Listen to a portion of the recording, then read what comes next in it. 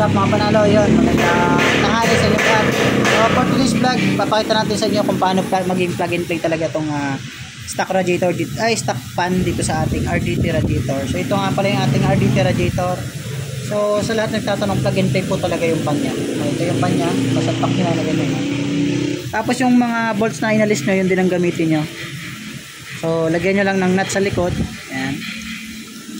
Tapos ikpitan natin syempre. Maka 5 minutes yan day.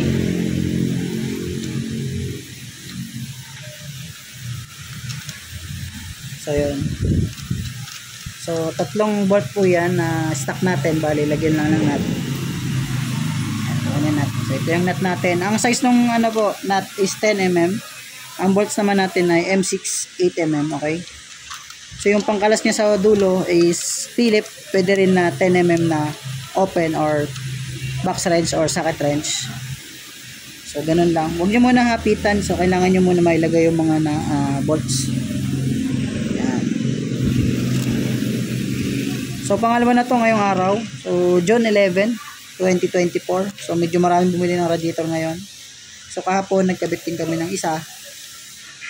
So si boss ay galing pa ng Cavite, ano.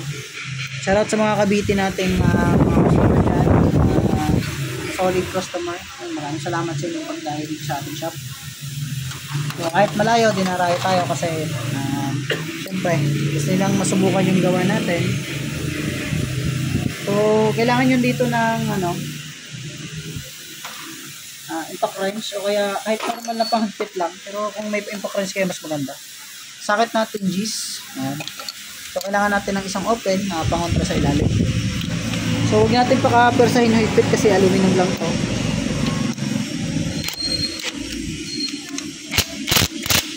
So tama lang dapat. Alalay lang kayo sa pag-higpit. Try mo Jungkook. Yan ka sa kabila. Budenero ka.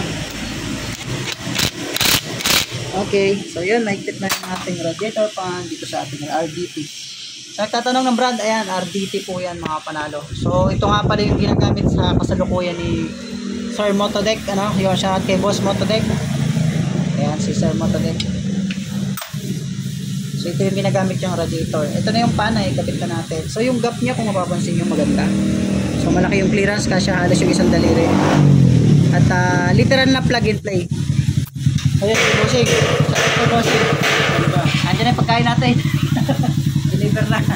So ikakabit na natin to sa motor ni Bossing. So ayun nga, ang ano ba na to? Mababa pa sa yan? Hindi, sa nababa. Nababa. Okay, yun na. So yung mga host niya mga panalo, plug and play lang din. Salpak-salpak lang. So doon naman sa area ng butas, nakakabit yung mga carry. Pag pinatapos din ako ilan-ilan. Jungkook, nasa natin lang mas Jungkook. Yan. So yung mas na ito, medyo iikot niya ng konti. So ilalabas nyo muna yung clip niya, yung pinakang clamp. Medyo pipihitin na papunta dito. Yan. Saka natin papasok dito sa isa naman. So ito ay nagpa major tune up, PMS. Diretso na, napakabit na rin ng radiator. Para isahang baklas na ika nga. So isang dayuhan na lang. So yun, balik lang ninyo yung clamp na to. So yung clamp niya maganda kasi hindi nyo na kailangan ng mga pampihit. So long nose lang kailangan nyo. Yan. Okay, isa. Yan. May duty ka pa, wala na. Meron pa naman. Siya, malit ka muna.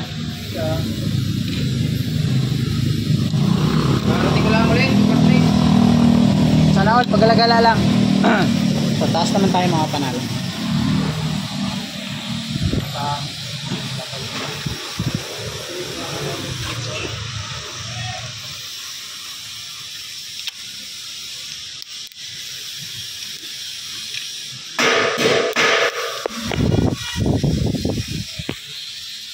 Yan.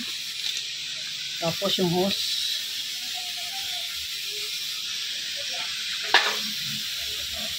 Ito yung hose. Plug and play lang din yan.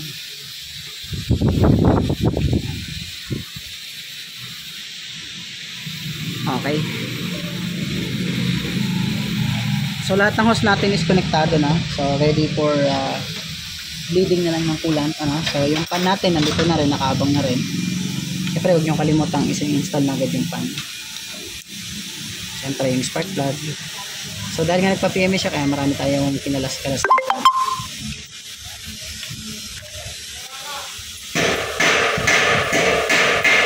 Sa bracket naman, konti lang naman ang modification sa bracket nito. Medyo binabaloktot lang ng konti. Yan mga panalo. So ito na yung bracket na stock ng ating radiator. So alisin nyo na po yan kasi may kasama na talagang bracket itong CRDT. So ito yung bracket niya nga pala. So pag nakuha nyo to is tuwid siya. Ngayon bibend nyo ng konti, medyo nakaganito. Okay? Para maging akmado sa hulma ng pwesto ng radiator at mga bolt. So binend namin ng konti. Yan. So makikita nyo dito bend ng konti yan. Yan. Tapos syempre balik nyo ulit yung stock na bolt. Dalawa dito. Tapos dito naman is mayroon yung kasama na nut at saka washer. Tapos yun nga may nut. Bolts and nut. So ipitan na natin siya mga panalo. So kailangan nyo lang ng pang-1 is so tamang hapit lang yung pakahapitan ng todo. So dito naman tayo sa radiator bolt. So dito is hand tight lang tayo kasi ito ay aluminum threads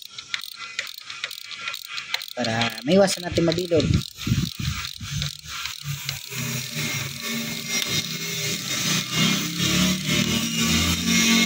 Ayan, malakas yung grinder. Ayan tayo dyan. So nagtatanong kung nasan yung bleeder, ayan po may arrow. Diyan kami nagbi-bleed. Ulan.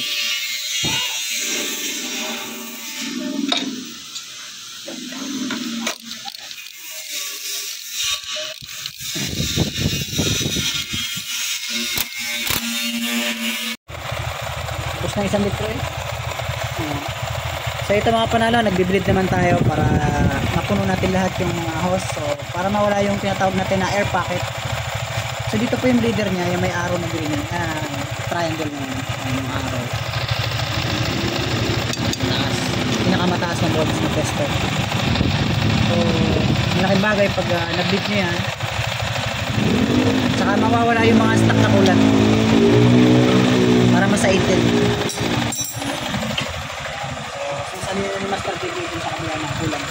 Pag-edit nyo yung ito para mas pupunan.